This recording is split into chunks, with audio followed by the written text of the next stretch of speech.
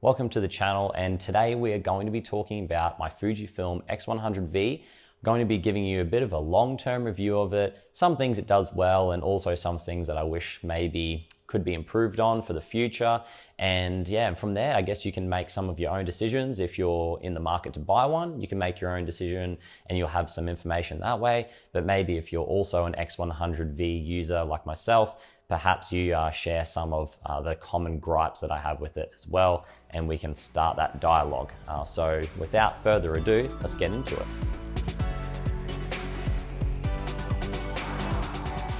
Before we get stuck in, guys, I just want to say, if you haven't subscribed already, go ahead and do that. Something like 92% of my viewers haven't subscribed yet, so sticky beaks. So if you haven't subscribed already, go ahead, click that button. Let's get into it. So starting off with what drew me to this camera is the dials. The dials in this camera are great. They're very easy to use.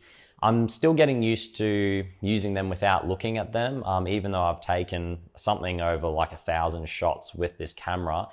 And those of you that have seen my point of view videos as well, you know that for me, 1,000 shots is actually quite a lot because I take my time. I don't do a lot of burst shots as well. So pretty much those 1,000, 1,500 shots I've taken have all been, kind of calculated and, me taking my time.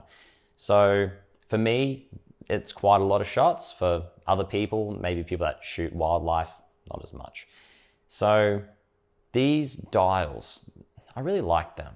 I'm still, like I said, I'm still trying to get used to, I guess, using them without looking at them. One of the main reasons why I bought this camera was specifically for using the manual functions on here. I found that to be a very big hassle on what I'm shooting on right now, which is my Nikon D5600. Just the constant, having to find the correct function buttons, and that was driving me crazy. So this one, I love that pretty much one button or one dial has just one function. Favorite thing about it, love it. And it's very useful. Yeah, sure, there's, a lot of people have had these issues as well with changing the ISO, where you have to pop it up and then change it that way. Yeah, it's not that great, but, yeah, sure, it's a bit of a hassle, but at the end of the day, it doesn't really affect my usability of it very much. If it really affects you that much and you really are struggling with getting that speed and trying to change it for a scene, just change other things. You can change your shutter speed, you can change your focal length, you can change other things to compensate. If it's really that much of a hassle, just leave it on auto, but apart from that, if you're desperately trying to find the correct, settings, and you're doing that and you're flicking and changing buttons really quickly and dials and notches and whatever, yeah, it's going to get in your way a little bit. But overall, I really like the dials. They definitely help the product and they definitely help my efficiency of shooting as opposed to hindering it. So for me, that's something that's been really good and a really nice and refreshing change of pace compared to using my DSLR. The look of this camera was probably one of the main things that drew me to it, especially in this color, the silver color. I wasn't going to get it unless I had it in this specific theme, this specific, color, this silver with the black accents on the back and the front and the kind of leathery, textures on the front. It's what drew me to the camera. It's definitely a bit of a look, and when I take it to family functions or just especially when talking to my nephews and my nieces and taking photos of them, especially around Christmas time and their birthdays, it's a little less intimidating as opposed to having my big DSLR that I'm shooting on right now, and having a great big lens on it and it making its big shutter sound. Obviously this doesn't have a shutter sound because it's a mirrorless camera, and it does have a little sound function on it, which I don't know, I kind of got rid of because it's a little bit silly. It makes its own programmable sounds when you click the shutter, but it's a little less intimidating when you are taking photos. You're not making that big loud shutter sound, you're not hearing that noise, and it's a little less confronting, especially if you're taking photos of people out on the street as well, doing some street photography, or you're taking photos of your animals as well, where they might get a bit scared of that mirror flicking, making that sound. This has definitely been quite good for that.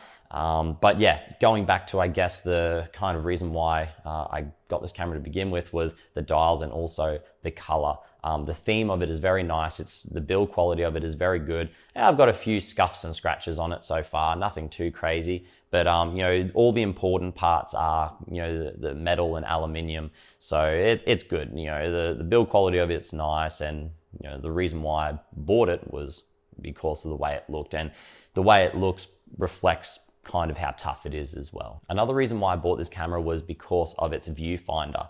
So it's pretty cool. I mean, you've got two different, and you can flick between them, which is great. You've got your optical viewfinder, so you can just look through here and I can see you guys without even having the camera on. So I can see you guys right through the camera there.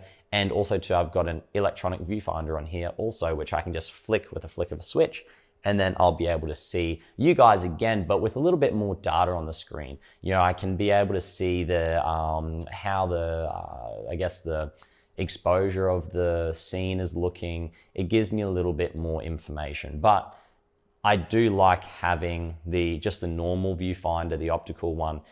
It's just that old school style that maybe I'm just not ready for the electronic viewfinder just yet. But it's good for, I guess, trying it out without having to dedicate myself to going with the electronic viewfinder. Gives me the options, best of both worlds, really. Something that I wasn't really expecting with this camera was actually the aftermarket for it. So, you know, you guys that have been watching my channel for a while, you know I like to tinker. You know, I've got my Toyota Prado that I change things on all the time. I've got my Subaru WRX, I've got my motorbike. I've made videos on all these things, you know, that I'm chopping and changing all the time.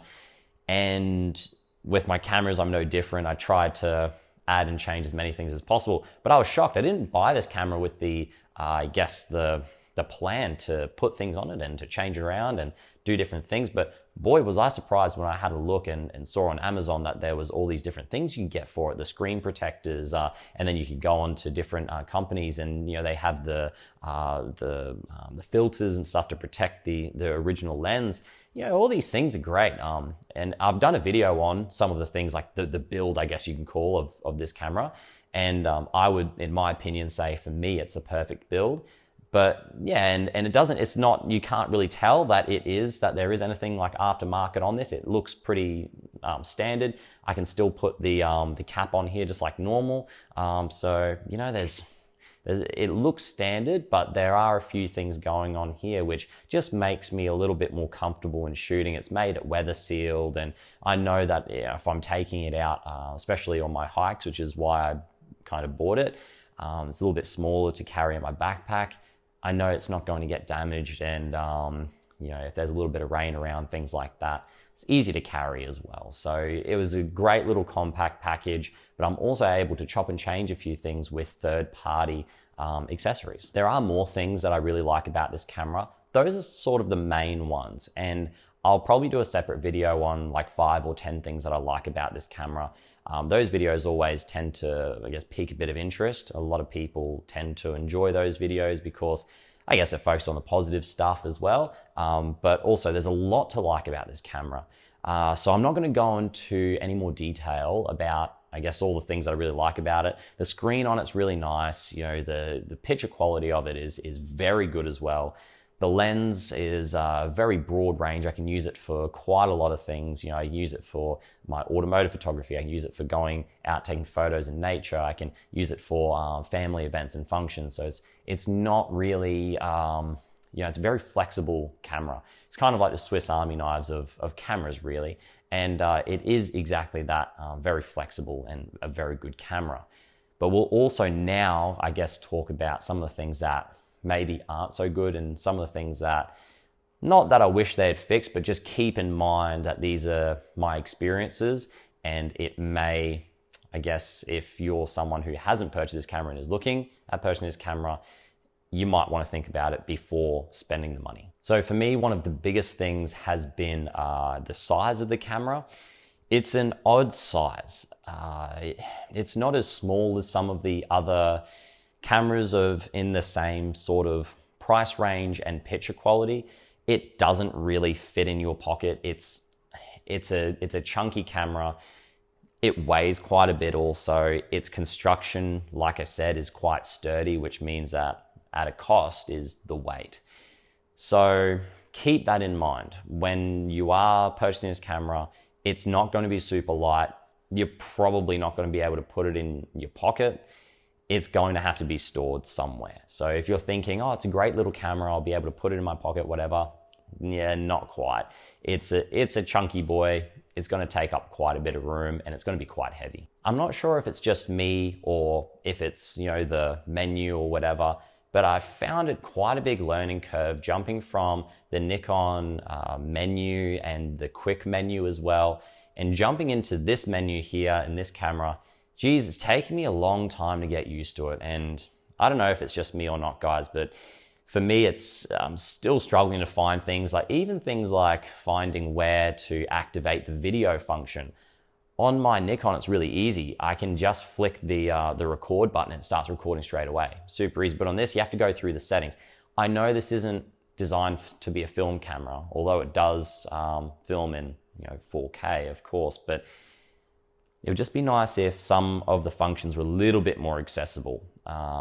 Even things like you can, of course, do presets and all that sort of stuff with the functions on the dials, which makes things easier. But, it's a lot of stuffing around. It does take quite a bit of time to be able to get all the functions on the dials and all the switches and the buttons to how you like it. And even then you find, oh, there's just that one more function that I wish I had. So for me, just navigating that menu, it's a little bit trickier than what I'm used to. Perhaps that's a me problem. Maybe you'll be able to navigate a little bit better. Perhaps you've had Fujifilms in the past and you are used to the menu. But for me, jumping from the Nikon to this, it's taken me quite some time to get my head around it. Another gripe that I have about this camera is back to do with the size, and it's to do with the weight of it and the ergonomics of it. I really struggle to shoot with this camera. It's a great camera. I love it. Takes great photos, tack sharp, autofocus on it is very good as well. But man, I'll do a little demonstration for you guys now. So I've had to put this camera strap on because of the way that the ergonomics of the handle, the grip on this is not very good. I'll try and get out of the way there so you can see how little of a bump there is here for you to rest your hand. I mean, I'm not sure if maybe people that have smaller hands, you might be able to have a better grip on it. But for me, there's just if I put my hand around it and I don't have my strap here, you'll see there's just nowhere for me to put my fingers. And when they're all cramped on there like that, it's not a very secure hold. So I think that is, it's to do with keeping it compact in that, but I think that is a bit of a common fault or a common gripe that people have with the camera. So using the wrist strap has helped, just in keeping it kind of in the one spot. I'm not as worried, so I don't have to hold it as tight. But yeah, geez, that grip is not good, and I can see why people do buy those extra little. You can put in the hot shoe mount here. You can just put a little thumb grip there, just giving you that extra little bit of grip just to hang on to it a little bit. So yeah, it's not great to hang on to, especially for a long period of time. I live up here in the tropics, which I'll keep saying, it's hot, humid. So, we're going around shooting, camera gets warm, my hand's gonna get sweaty. It's on this kind of plasticky, sort of a textured feel here. It's gonna start slipping. So, one of those things where ergonomics on this camera, it's not the smallest camera, but then also too, they didn't put a grip very big on it either. In my opinion, they probably could have put a bigger grip on it, even if it just came out to in line to where the lens is. It wouldn't fit any worse or better in your pocket. It makes more sense to do it that way. Again, just keep it in mind. If you have, bigger hands than me, I suppose, this might be a bit of an uncomfortable experience for you, especially if you love, photography and you spend a long time doing it. Might be something that bothers you over a period of time. When it comes to talking about the lens on this camera, it's a double-edged sword. And I knew going into this, some of the drawbacks of having just a fixed lens, you know, and a fixed size of lens.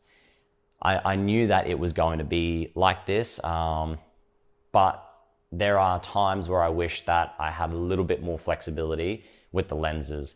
And there are other cameras in the Fujifilm lineup that do allow you to interchange the lenses. I just don't quite understand why Fujifilm couldn't put some sort of system on it where you could interchange the lenses.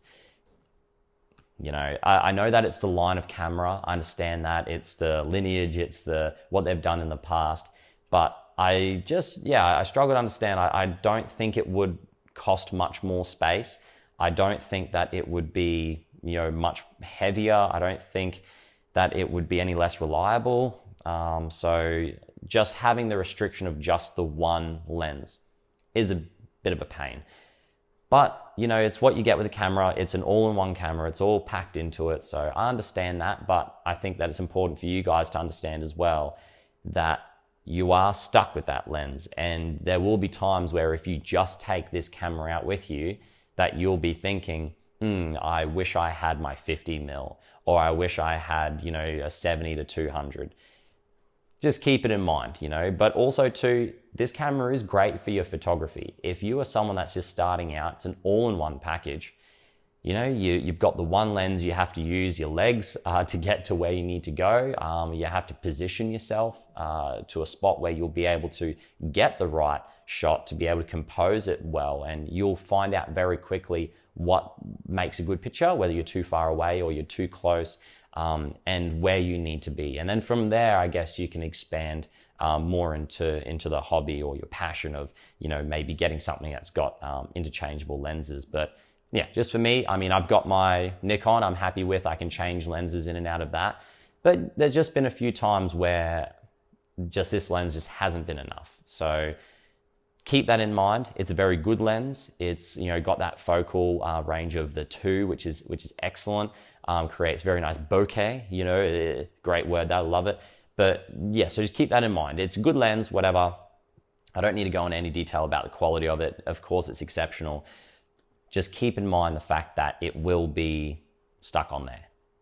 And just know that going into it. Giving up the D-pad, I guess you can call it, on the arrow pad, whatever you want to call it, on the back of my Nikon D5600 has been a little bit of an adjustment to change this little joystick-like thing. I find this quite slow as well. It's got a short range of motion. Like, it's not a very, you know, it's not a very long stroke to be able to get it to where you need it to be. But I just feel like at times it's just got a little bit too much play, and it's just a little bit too inaccurate. I'm not sure if it's because they have a clicking function in there too, so you can actually click in that joystick there for a little bit more function. But yeah, I'm not sure if it's that, which is what gives it that play, but it's been a little bit annoying. I mean, there's a heap of space on the back of this, so I don't understand why they haven't gone with some sort of arrows. But, you know, like I said, it's it keeps the camera nice and compact, whatever. But yeah, that joystick can be a little bit annoying. So just keep that in mind as well going into it. So to wrap up this video, I've got one more thing I want to talk about, and it is the fact that this is a mirrorless camera. Yes, it says it on the box. Who would have thought? But I wasn't quite prepared for the mirrorless camera experience. Over the last, I guess, 6 to 12 months, I've been thinking more and kind of evaluating things and think, yeah, you know what? I really like things that are mechanical. I always have. Like I said, I'm a bit of a tinkerer. I like things that moving parts. And the mirrorless camera systems that they have, I don't think there's any doubt that they are better than the mirrored cameras, so the ones like your DSLRs.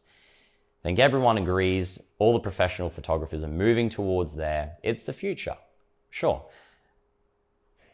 I wasn't quite prepared for the lack of feedback and I guess not the lack of, but the disconnectedness of using this camera.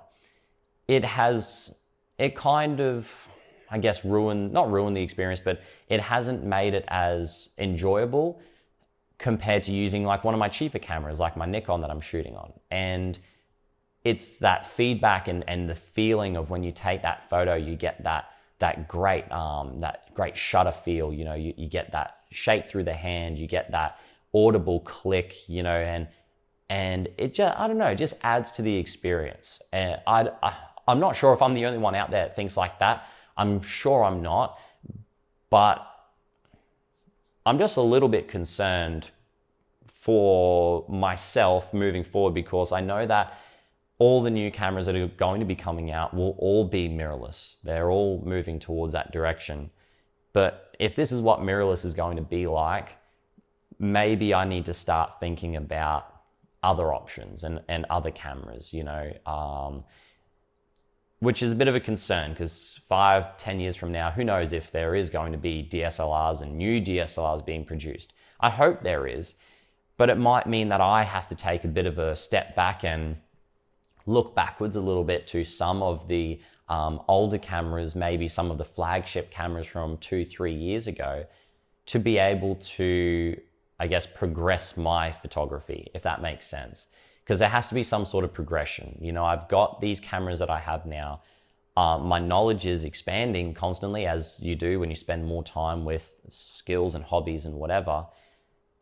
But without that progression of having the DSLR, which I'm feeling at this point I need, because I'm just not getting that feedback.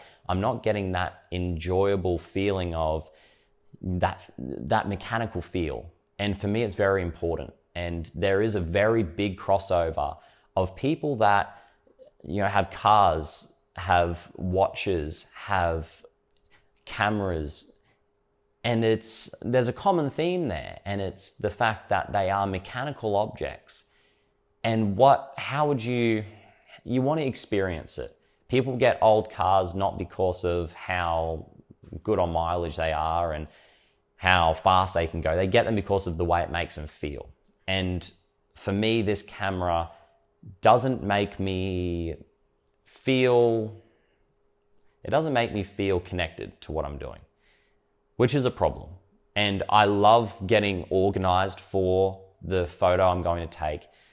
I love getting the correct functions set up. You know, I'm twisting all the dials and I'm getting all those great sounds, you know, and that's great. That's very mechanical. But then once I take the photo, it's nothing. There's no feeling, there's no joy after I've pressed that shutter. And it's a bit of a shame. They do have a sound built into them. You know, they've got something like 3 or 4 different programmable sounds that you can use. But I mean, it comes out this tiny little speaker. I think it's out of the bottom here, there. And it's just, why even have it? You know, it's good because you can kind of tell when you've taken a photo, sure. But if we're talking about, you know, tokenistic things, like that's pretty much the definition of it, isn't it? Like, here you go, here's your mechanical shutter sound, you know. It doesn't replace it. And for me, I'm not sure if I'm going to keep this camera for much longer. I'm going to keep using it. I'm going to keep getting that full experience, because I'm hoping that as time goes by, I guess my views might change a little bit. But yeah, I guess to kind of conclude this rant of a video that I'm making on this camera, it is that I'm not feeling connected to it. And it is because I'm lacking some of that feedback. What makes me attracted to this hobby has been the equipment and then the product that it produces, in that order. It's not, I can get that photo, and this is just my experience, and feel free to chime in the comments as well if you've made it this far in the video. But yeah, sure, I'll have an idea of a place that I want to shoot. I want to get those photos. But for me, it's the experience. It's the traveling to there. It's the hike through the mountain. It's the, you know, the swim at the end of the hike, and then getting the photos of the waterfall or whatever. Or it's, you know, hiking up the mountain when it's pouring with rain and then getting the photo. But for me, it's the actual journey of getting to that point where I can take the photo, and it's the, I guess it's the kind of the adventure, but it's the story that I'll have to tell behind the photo. And part of that experience is that feeling of, and that satisfaction of, you know, I spent all day yesterday organizing myself. I traveled 3 or 4 hours to get to this location that I wanted to, and here I am to take this photo, and then you get nothing at the end of that shutter. And it's, you know, it's not rewarding for me at the moment. So I hope my views change. It is a great camera, like I said, and it's very flexible, and I probably will keep it so I can use it for different things. But boy, you know, to satisfy that mechanical side of me, that just, you know, like I said, I like to tinker. I like things that have moving parts, and you know, I like to take photos of them as well. But it's that experience that I'm missing with this camera. So I'll leave it with that. If you have any questions about this camera or anything you'd like to, I guess, suggest that you would like me to do for future videos, just let me know in the comments, guys. You know, and I hope that this kind of, I guess, honest discussion I've had with you, and I guess opening up a little bit about my personal experience with the camera and my personal experience with photography in general, I hope that has maybe resonated with some of you, or maybe has made you think this guy's an idiot and it's all about the picture. But either way, I hope that, you know, we can find some sort of common ground here. And if you are considering this camera, it's still a great camera. And yeah, if you have any comments, put them down in that comment section, and I'm more than happy to answer them, and we can start a conversation about this camera. Guys, like I said, make sure you've subscribed, and I'll see you guys in the next video. I have a lot more videos coming out, guys. Some car related stuff, yeah, and also really starting to hit back with this photography stuff too. A few more point of view videos coming out, which I think you guys are going to like, and maybe some camping vlogs as well. You know, change it up a little bit. It's all about life in Northern Australia. So thank you guys, appreciate it, and yeah, and have a good rest of your day.